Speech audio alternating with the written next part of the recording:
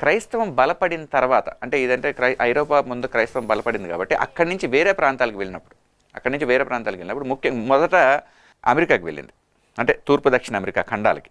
క్రైస్తవం వెళ్ళిన తర్వాత అక్కడ రకరకాల అంచనాల ప్రకారం అక్కడున్న స్థానిక అమెరికన్లు దాదాపుగా 10 నుంచి 20 కోట్ల మంది చంపబడ్డారు. జాగ్రత్తగా వినండి, 10-20 లక్షలు కాదు, 10 నుంచి 20 కోట్ల మంది స్థానిక అమెరికన్లు చంపబడ్డారు. దాని తర్వాత ఆఫ్రికాలో అడుగుపెట్టారు. ఆఫ్రికాలో అడుగుపెట్టిన తర్వాత ఈ నల్లజాతి వారి బానిసత్వం దాన్ని కూడా వాళ్ళు క్రైస్తవాన్ని ఉపయోగించే జస్టిఫై చేశారు. దాంట్లో దాదాపుగా 3 నుంచి 6 కోట్ల మంది చంపబడ్డారు ఆఫ్రికా నల్లజాతీయులు.